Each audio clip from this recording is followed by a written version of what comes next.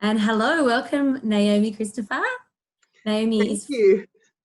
Naomi's from Implemented Portfolios, and her and I have known each other for some time, mostly through our community within finance. But Naomi's got a different role within finance, quite a different take on things, because she's more of the marketing, communications, PR kind of guru. So I want to just ask you first, Naomi, just to share with me a bit about your career and what you do, and what got you into finance. Absolutely. I started in financial services about 11 years ago, and I wasn't working in this industry at all at that time, but I was finishing off my degree in creative writing and social and cultural analysis and media and communications and all that stuff. And I got asked to join a funds research rating house as their communications manager. And in the beginning, I was like, "Oh my goodness, I'm not equipped to do this, and why would you want me? I don't know anything about financial services." However, the owner of that business, the founder of that business, was like, "That's exactly why we want you. We want someone that can sit on the outside and show us how to communicate complex concepts to everyday people." And that's when my career started. I started a couple days a week, and then the next thing you knew, I was full-time there, and moved from there 5 years later to a financial services software company, which I was at for 5 years, which is a lot of the people within our industry probably know me in that role there, and continue to kind of do the same thing. Now I'm working in for a boutique investment manager services company, and really enjoying and I'm really enjoying now working at an investment management services company, and we're just trying to show ways, simple ways of breaking down the whole investment management thing. So a lot of the time, I think people steer away from investment management because they feel like they don't understand enough about it. So my job is not only to be the marketing manager and communications manager for this company, but also to help decipher some of the complex terms we use in the investment services space, and make them a bit more easy and approachable to understand for the everyday consumer. It's actually why I got you on this show, is because it's so important that we communicate clearly and effectively to everybody, not just those who know the finance speak. And you have a way of communicating and so that everyone can understand. And it's exactly why they employed you in the first role. You didn't actually come from that finance world that has, speaks in our, we speak in acronyms half the time. It's our own language, and it does intimidate it does scare people off. So it's really important that we are aware of how we communicate. And I thought you'd be the best person to have this conversation with around investing, and just breaking down in simple terms of what ETFs are and what an IMA are, what's the SMA, what are these acronyms about? Because, the whole point of what I'm doing with Sensibility is in encouraging people to take control of their finances and, really fall in love with their money management, so to speak, improve the relationship with their money. And by doing that, they've got to boost their confidence. By boosting confidence is giving them the tools, the know-how, and that often just comes down to simplifying things with language. So with that said, can we just go down to just sort of with Implemented Portfolios, when you go on their website, they talk about ETFs and IMAs, and if I talk to clients, I use an SMA. So would you have to explain some of these terms for us, please? Absolutely. So ETF stands for Exchange Traded Funds, and at their simplest, ETFs are a collection of securities designed to track the performance of a specific index. However, I think a great way to explain ETFs is to talk about the benefits of ETFs rather than the ETF itself. So the thing is, the population of ETFs are growing rapidly because investors can recognise they've got access to certain advantages, such as liquidity, being bought and sold on the ASX like shares. They're low cost, so it's more of a cost-efficient way of investing than managed funds. There's tax effectiveness, enabling the management of the investor's individual tax positions, and then, diversification as well. So providing diversified access to the stock market without the need for selecting individual stocks. So when you think about the benefits of something rather than what the actual acronym stands for, you get to gain a better understanding of why. And I think that's the most important part about explaining these things to everyday consumers, is not just what they are, but why we use them. And then that way the person can have emotional connection as to what's going on in their portfolio. The same thing with IMAs. So IMA stands for individually managed accounts, similarly to SMAs, which is a separately managed account. IMAs differ slightly from SMAs because they are managed individually based on someone's individual preferences, values, goals, financial goals. So, for example, what we're seeing a lot in the market at the moment is investors having ESG preferences, so ethical investing. So they'll have preferences for specific, they might not want to invest in certain stocks that support, say, firearms, or others might not want to invest in funds that aren't great for the climate. But everyone's ethics are different. So instead of rolling everyone into one ethical fund, people can choose their own ethical preferences and get their portfolios tailored to their own values. So that's an example of how you could individually manage an account. And investors, financial advisors have kind of been doing this already, except it's a painstaking process with pen and paper or Excel if you're doing it one by one for every single client. So and then there's the rebalancing. That's it, exactly. And adjustments. Adjustments, and every single time you make an adjustment, the paperwork that goes along with it. So that's where implemented portfolio steps in, which is where I am now. And we partner with advice firms to deliver that service to clients by using technology to mass customize each of the portfolios at scale on behalf of the advisors, but at their direction and their client's direction. Mm. And you also have the option from the individual to come in and look at their own investment options, but you introduce them with advisors as well? Absolutely. So we encourage, our service is primarily to partner with advisors to deliver this service. We encourage investors to speak with their financial advisor, and we don't make the same recommendations that financial advisors would make, of course. Our job is to work in a three-way partnership with an advisor and investor. Yeah. And I was just wanting to go back, you made a really important point about the why. So it's not really what it is, but why you use, like we go back and talking about the ETFs, why we would use an ETF. I personally, for my own personal portfolio, invest in ETFs. So I like that because it's just like a cluster of investments that it is cost effective. And because there's this, you're exposed to more than just one equity tie, you've got a few there, you're diversified, and it doesn't take much to start building that portfolio, which is exactly.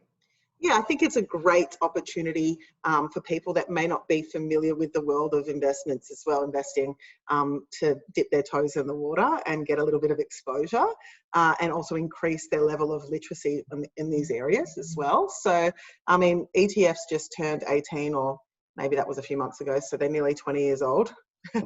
And their population has just continued to soar. So, investors are increasingly finding the value of exposing themselves to the market through ETFs. Yeah.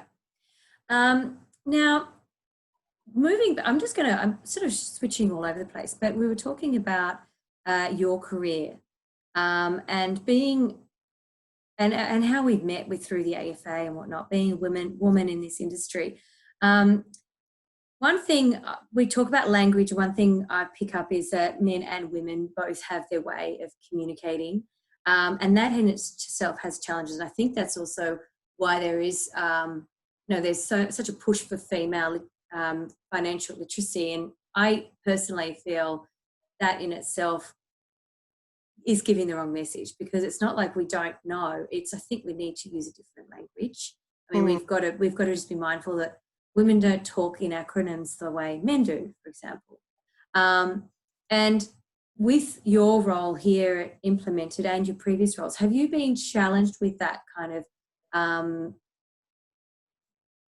differences, those differences when it comes to the way you're writing, your audience that you're targeting, and or even the challenges of being female in finance? Because I think we're a minority. We've just reached about 20% in that ratio of female to male. So there's quite a few things there that, change is slow and progress is slow. But I think, by having someone like yourself who's actually now in the communications space, and helping people understand what the investments are doing and whatnot, have you explain some of the challenges that you're facing with what you're doing in implemented, or in the past with some of your previous roles? Absolutely. So, I mean, being a female in financial services, yeah, you're right. Like, we are the minority. So there's 1 in 5 of us.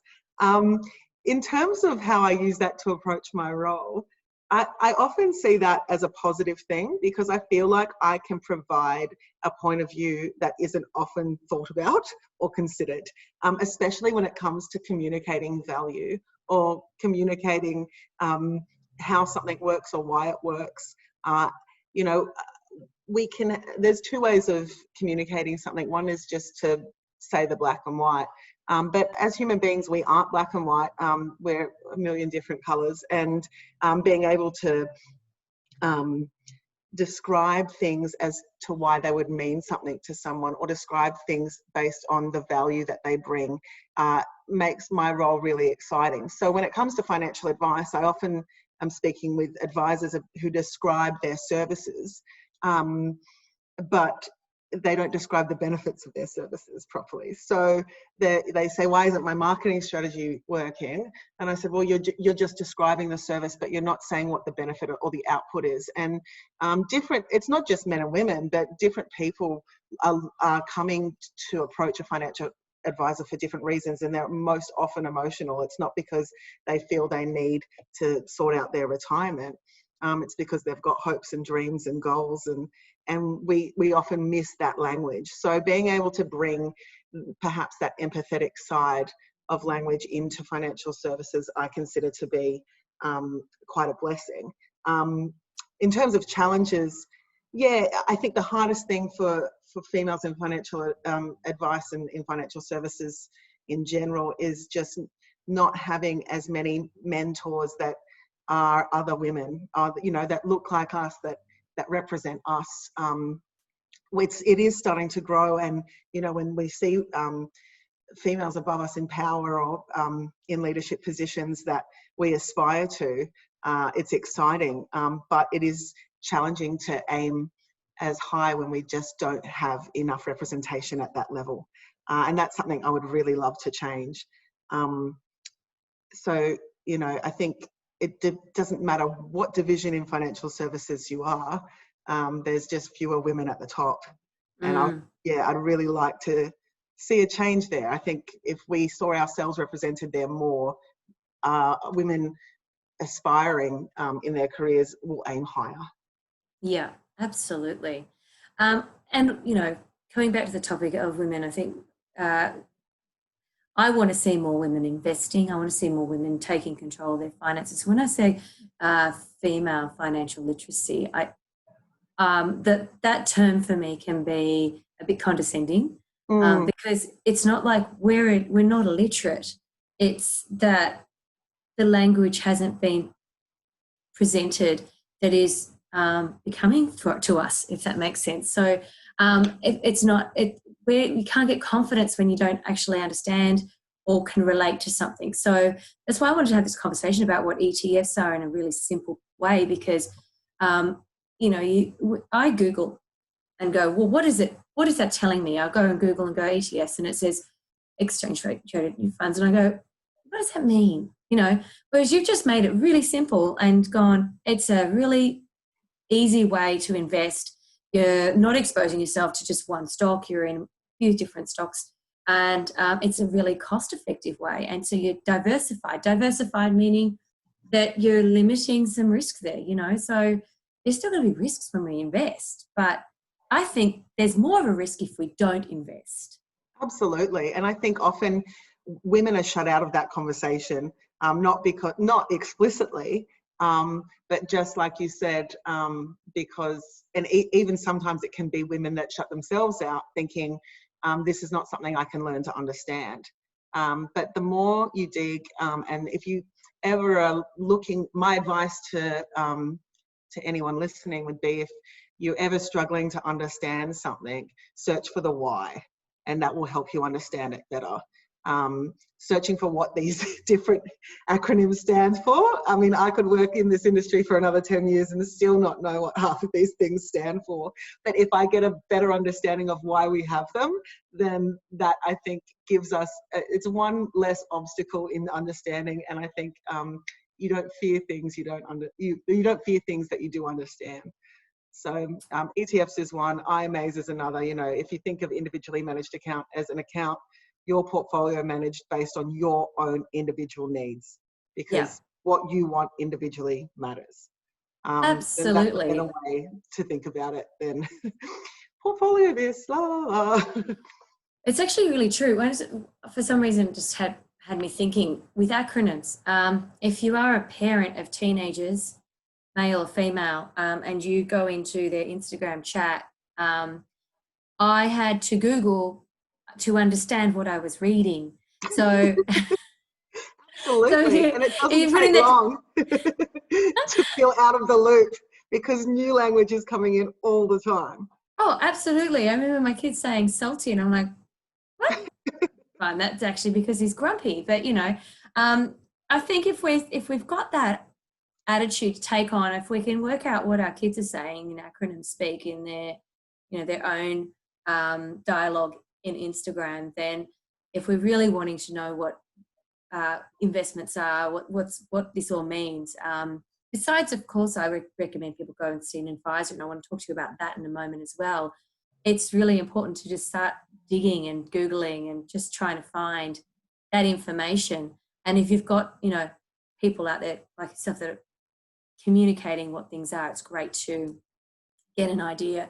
But the biggest thing for me, obviously, is say get some advice or talk to an advisor, because if you really know what the part of the why is, what's motivating you, that's so when it comes to the IMA, it's like, well, you've got goals, and this account that is being built for you, that's around your values and around the target that you're aiming for, is that vehicle that's going to get you there.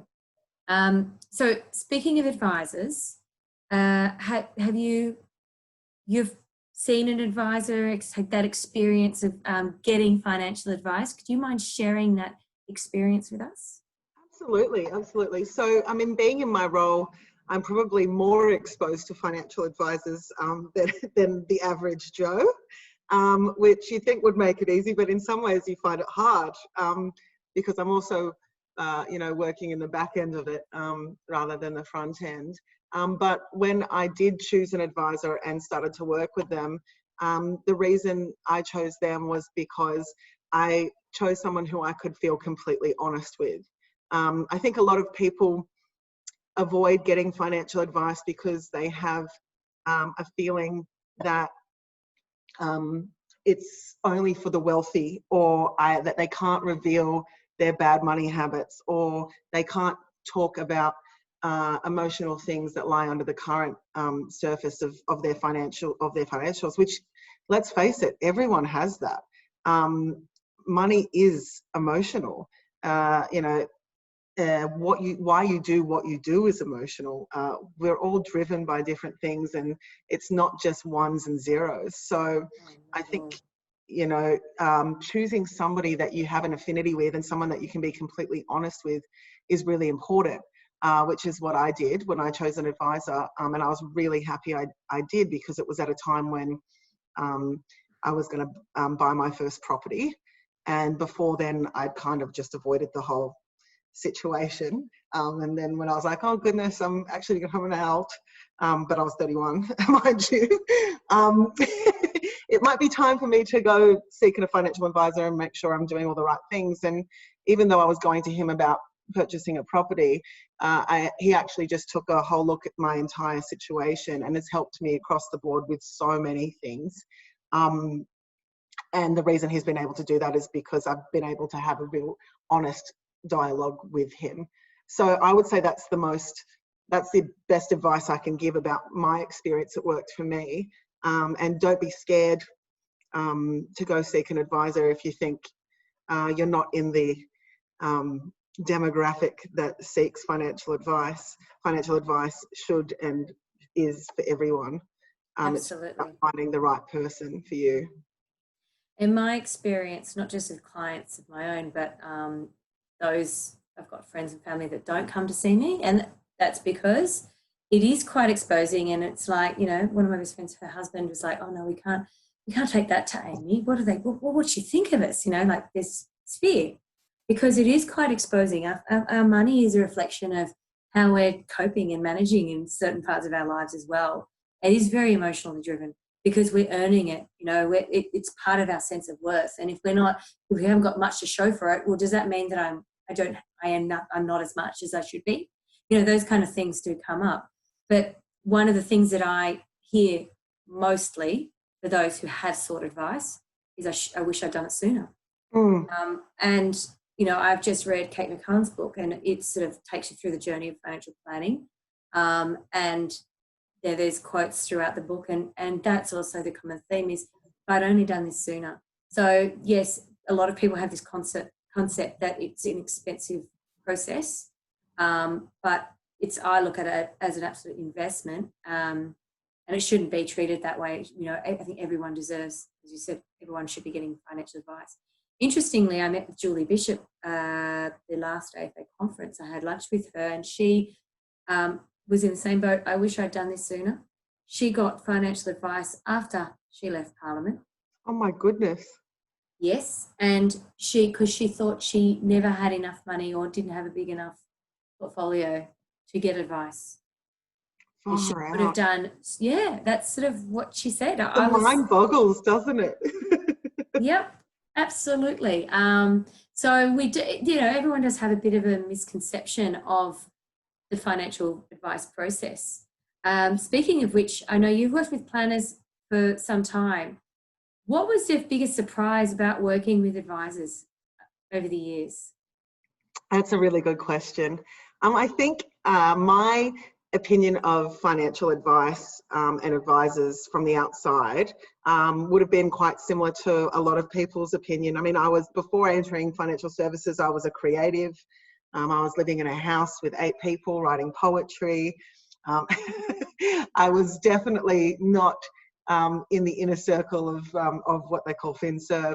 And I just thought that finance people would be quite dry and, you know, really numbers focused and not, I suppose, perhaps not understand my approach to life or have a personality similar to my own. And that was the biggest misconception I could have had, because meeting the advisors that I have over the years, I've just discovered how creative they all are, how full of life, personality, giving, empathetic, all the same. You know, you get these you get these stereotypes of numbers people versus creatives, and you really let them stick in your head. But you know, in the end, it's just what you're talented at, and advisors are talented at helping people with their finances, but they're just people like the rest of us, and there should not be any shame attached to going to a numbers person. From a creative point of view, we all have affinities, and we all have differences where we excel, and I think that's what makes the wheels go round, that we're all a different spoke.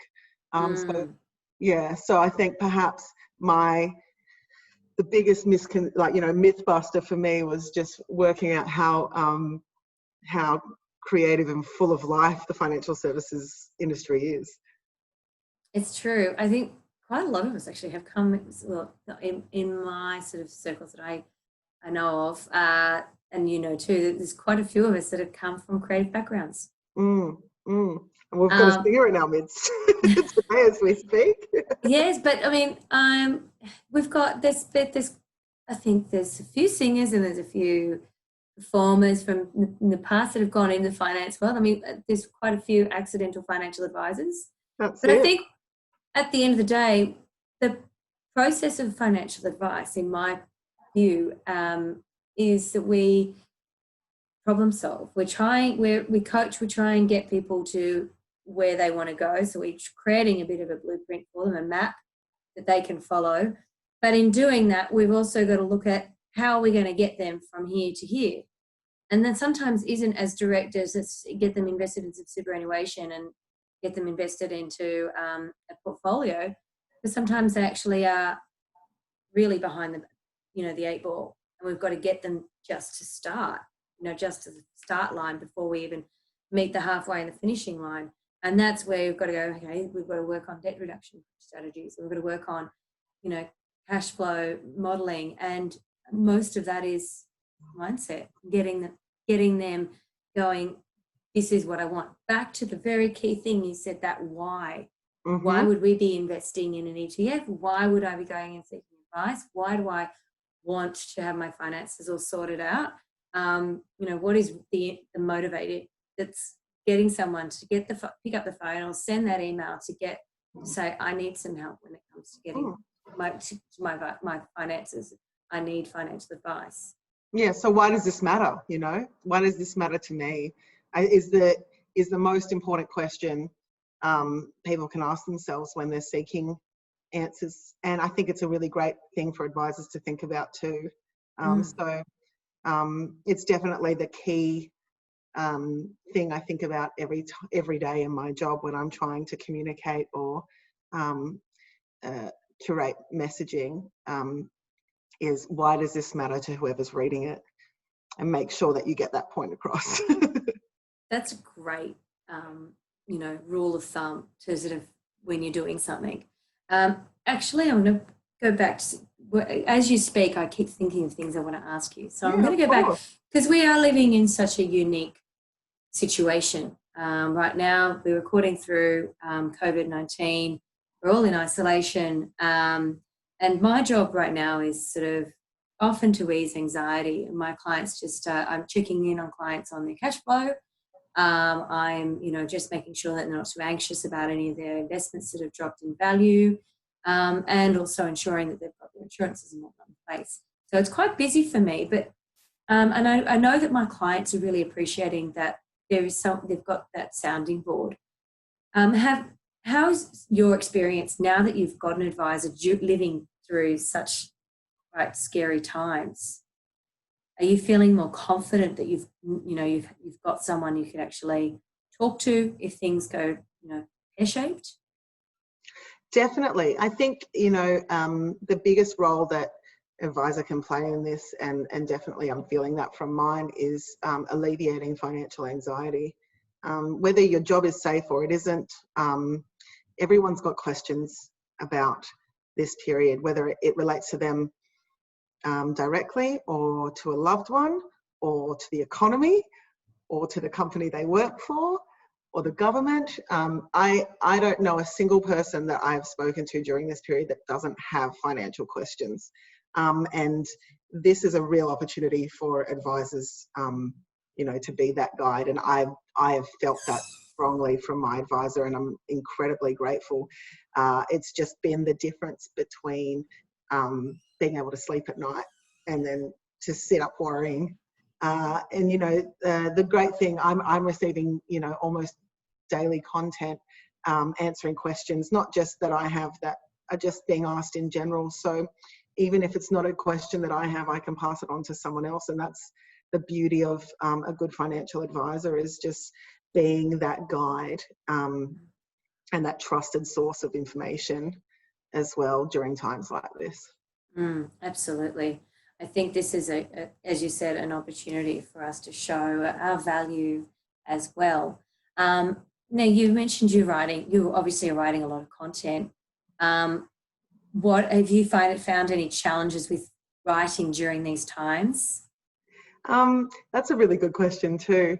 Definitely, you know, my years in copywriting have taught me that what you say is less important than how you say it. And look, not everyone will agree with me there, but I've found that you can have the great intentions at heart, but if you lack tact in how you deliver a message, then it can come across with the wrong intentions. So with COVID especially and everything going on, my top bit of advice to advisors, and the one I've been employing myself, is just every word that you write that's going out, write it with empathy. Remember that you aren't in the same situation as everyone else. And aside from a lot of brands coming out saying we're all in this together, we actually aren't. Everyone's in a different situation. Some people are safe, some people aren't. Some people are job safe, some people aren't. Some people are sick, some people aren't. Some people have elderly parents or relatives that aren't okay.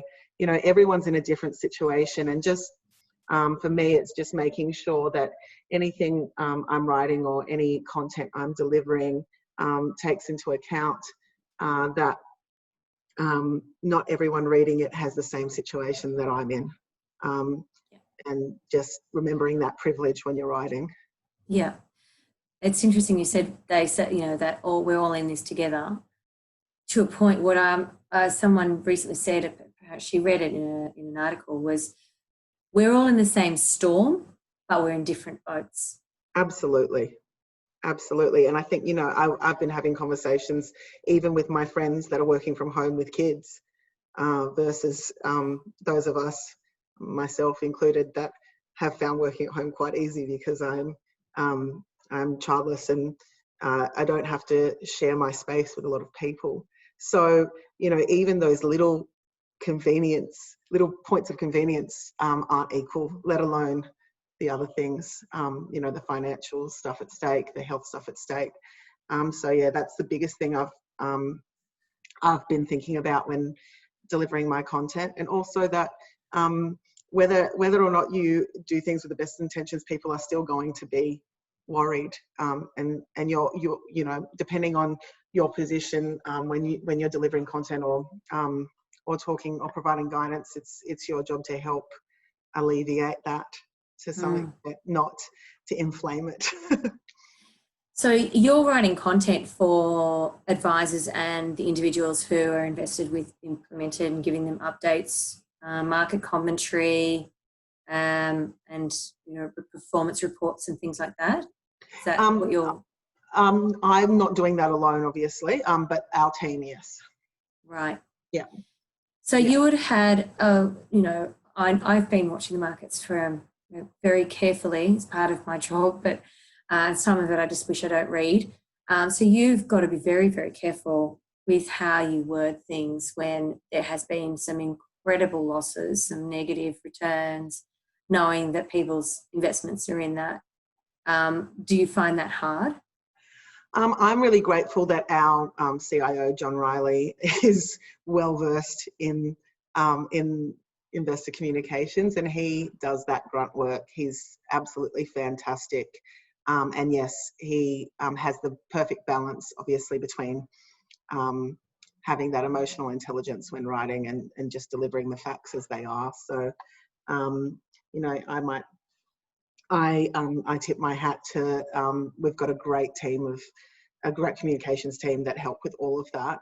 But yes, you're right. Like, that stuff is tricky stuff. It's not stuff to be taken lightly. And, you know, people on the receiving end of it, yeah, a lot of work goes into making sure that we're communicating at the right frequency and ensuring that people are completely up to date with the portfolio activity during this time, because we know that people just like to be told what's going on. 100%. My experience, though, is, you know, historically things improve anyway. So I'm always like, don't worry, because this is just temporary and there's opportunities. And we've already seen some amazing opportunities coming out of this. But yeah, it is very touch and go with some of the experiences we're all facing at the moment, especially in the investment side of town. But because you're in that, the storm is like this, it's just constant and very volatile. But that's not to put people off from investing, because as I said, there are some amazing opportunities, and as things improve, especially if you're coming into the markets, you're going to be really in a great position. Yeah, I've seen a lot of content out there about people entering the market during times of volatility. And though it's not, I would never be the one to comment on what people should do and not do with their money. No. But That's general advice, people. That was general advice. Yes. I know my role, so I'll stay in my lane there. But yeah, I mean, look, if there is a positive to market volatility, it is that it actually encourages engagement from people that might otherwise not be engaged with financial markets. And I think any opportunity where we can increase the level of understanding on how this works is a positive one. You don't have to vote with your money, but just the fact that, I've got friends that have nothing to do with financial services but are asking questions about the markets and maybe showing interest in wanting to invest. And I think it's great that sometimes it is like a storm that causes people to look out the window, Absolutely. Look, I started encouraging people of, when just before we went into sort of isolation lockdown, we didn't do the full lockdown like they did in New Zealand, but, when things weren't, we knew there's going to be a day where we're told you can't go back to work kind of thing. And I was like, now's the time, people, you've got to be saving as much as you can and pay attention to your finances. And if you haven't, this is the time to have that conversation. And that's an interesting thing, is that I'm now getting, I don't even know how many weeks we've been home. I feel like it's been 2 months, but it could have been less. I just don't know. But I know that. I think we're going into week 8. Okay. So we're, 2 months later, I've, in the last 2 days, had new inquiries coming in, both around, one around, look, I've got this money I'm I think I should now go into investing, and they've never even looked at it, never considered it before. But because of this storm, it's like, this is the time I really need to pay attention. And I think I'm hearing all the noise, all the languages, there's opportunities. The other one was like, I don't understand what they're talking about with liquidity in my superannuation. I'm scared. Can you have a look? And out of that conversation, I'm going, well, you've got a lot of fees you're paying. You're not getting any advice for this. Is it invested the way you'd be comfortable with? All that kind of things, where you have that conversation. So this is a, as they say, it's a perfect storm in some respects, because it has had people be more connected to their finances than they ever have before. That we've been complacent for a very long time. But I think in all aspects of our life, so that whole wellness wheel is, we're facing ourselves because we're stuck at home. We're thinking we've got more time. I don't really have that much time, but some of us have more time than others to really think about where their lives are going. So you're seeing people, on Facebook going, I'm exercising, I'm eating well, I'm baking, I'm spending time with my children. The environment's singing again. There's animals walking down the street. It's pretty crazy, and it's beautiful. But it's also, this is like where we go, they're the opportunities. It's not just in our money, but it's in everything, That's it. And I think, if we see finances as something that isn't just a separate ball hanging on the outside, but rather just like a piece of an essential puzzle in our lives, then we'll see how much that actually directs our paths. And I think a lot of people have been given time to really think about what their path is, because they aren't the hamster on the wheel at the moment. They've had an opportunity to get off, and perhaps it's given them time to realign their goals and their values with their future. And the thing about goals is they often cost money. So being able to align your finances with what you actually hope to achieve in the future is really what I think you would say any advisor can want for their clients. It's about living their best life. Yeah. It's not about the money. It's about living their best life, and the money helps.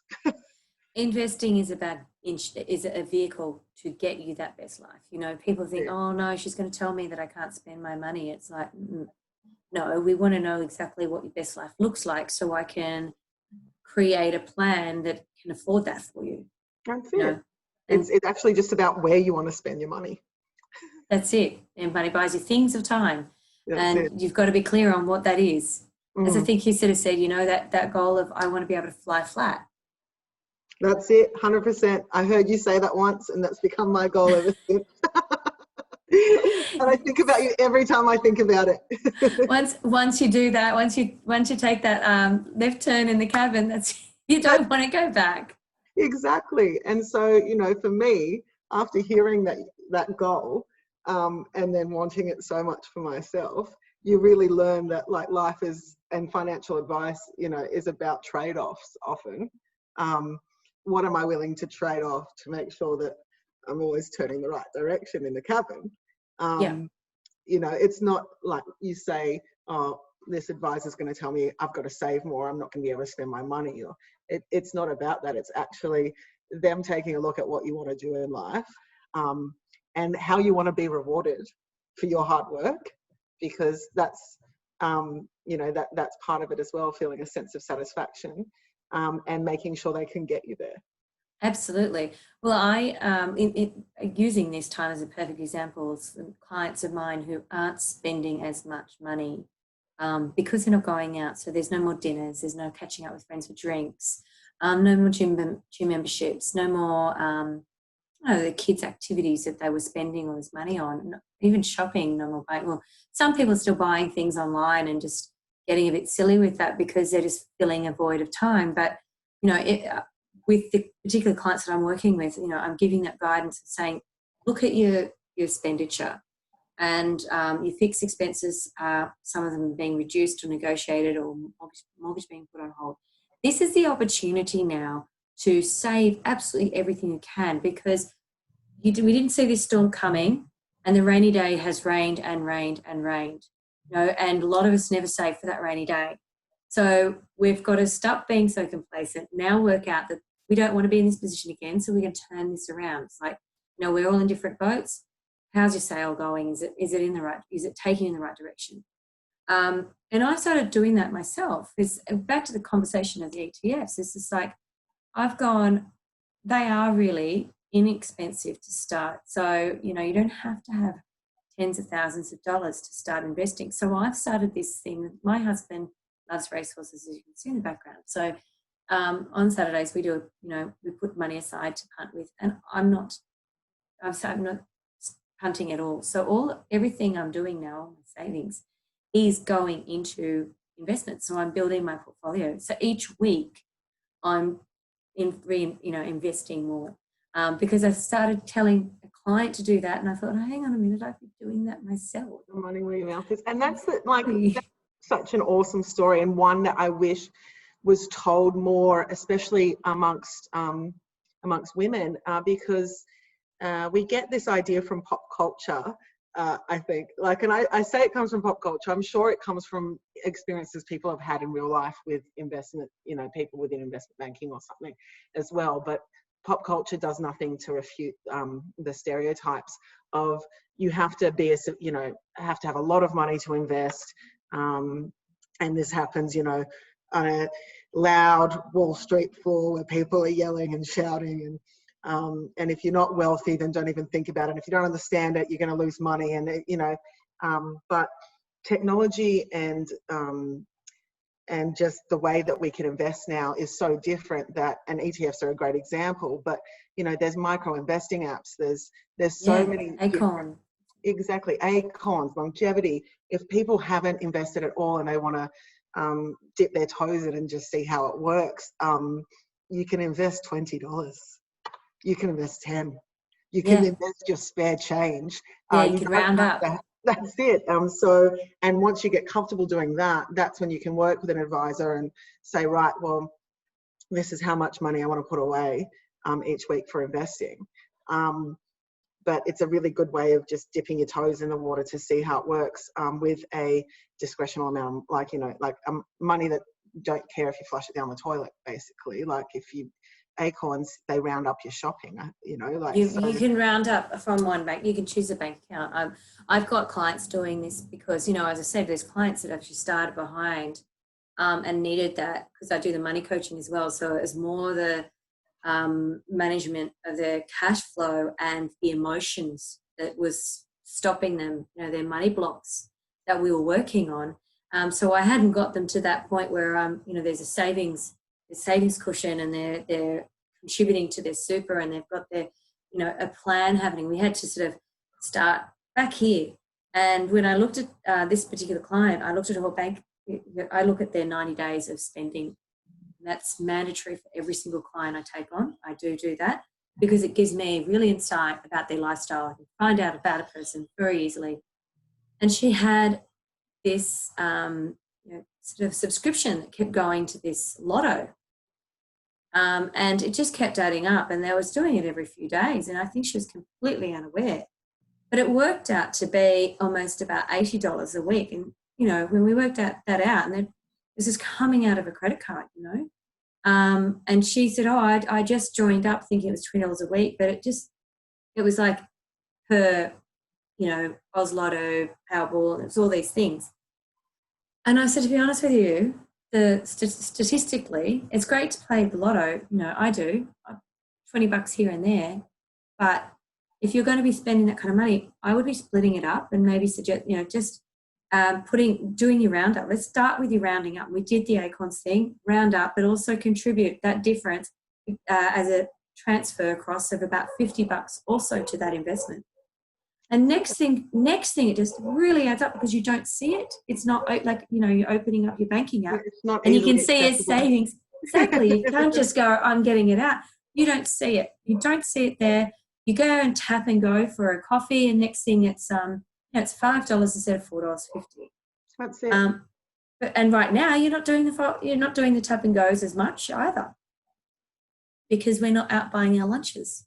Exactly. Well, this is it. So, you know, there's so many new ways for people to start accessing easier ways to invest, and they don't all involve what you've seen in the 80s Wall Street movies. So, you know, especially for women, you know, Acorns is a great one. Like you said, it rounds up your spare change. Longevity is another app that does the same thing, but for your superannuation, which I think is a really important one for women as well. Yes. So, you know, discretionary amounts. I mean, we've only just got to look at what's going on now with people taking this 10K out of their super. And, you know, I'm not here to argue whether they should or they shouldn't, because everyone's in a different financial situation, but they have done the calculations to show that that makes $60,000 difference in retirement, approximately. Depending on your age, it can be it could be double if they're younger. Yeah, that's it. So, so in other words, every dollar counts.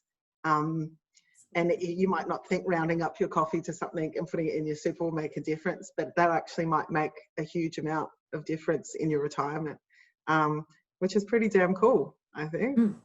Yeah. Well, the purpose of investing is that you're aiming for above inflation plus another return and even income out of that as well. So it compounds, and if it compounds, it starts small, but and that's why I like the term Acorns, because I think of it, you know, as a planting a seed and it's going to turn into something amazing. And that's basically what you do when you invest. So I'm doing little amounts. I'm not doing massive amounts. Saving, and then I've got, you know, $5,000. I'm sort of when I've got the money that goes in. So I save that and then I go invest, you know, and I've got it in another account that's not in my everyday banking account that I cannot see. Yeah, and that's the, like, all of those little tricks are actually the kind of financial advice and the kind of content I think this generation needs to hear. they're not locked out of financial advice. It's not just for pre-retirees and Not at all. insurance. This is the kind of value you receive from a financial advisor. It's a holistic view of basically how you approach your finances every day. Mm. I'm really glad I got to speak to you about this, because I mean we've kind of gone off topic in some ways, but we're still on topic. Because this is actually our second recording, because the first one somehow Zoom lost it. Yeah, apologies in advance if this is not as great as my first take. Well, unfortunately, no one heard the first take, which is really, depressing, because it was really good. But this is still really good. It's just actually we've explored even more of a different topic. So I feel like I've gotten to know you even more about this, more around financial advice. And I didn't like last time. It wasn't about plugging advice so much, but just getting people to see the value of investing, and that there are women in your corner like us and like yourself that actually can communicate and help and give you confidence in getting on track to your financial goals. And I've admired the way you've your career and the way you write. You've done some stuff for us with AFA as well. So I thought you were a fantastic person to have this conversation with. And I also would, encourage people to check out Implemented Portfolios, because I think they're a great business. Obviously, I manage a different type of investment strategy for my clients, but I am looking at something like Implemented. But I also know Rick Kirk, who's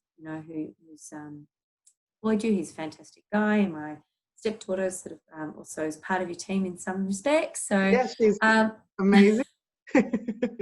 I'm biased. I think she's amazing. But, she's great. She's my right-hand gal. Oh, good.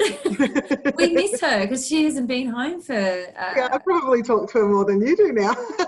I think so, yeah. Well, it's more texting these days. We do FaceTime a couple of times a week, and she gets inundated with photos of her baby sister. Of course. I'm constantly sending her so. But yeah, I thought you would be the perfect person, and I think I was right when I thought of you. And I really appreciate your time today, and hopefully maybe we could catch up again on in this podcast in the future. Absolutely. Thank you so much for having me on. And I hope people get value out of hearing our conversation. Yes, so do I. I think they would. I hope they do too. Now, how will people find you and Implemented Portfolios? Yeah, look, I mean, I would say if you've got an advisor already, then you can ask your advisor about us. Otherwise, you can go to implementedportfolios.com.au and find out more information. Excellent. All right. Well, thank you so much for your time today. I hope to have you back soon. Thank you. Bye. Bye.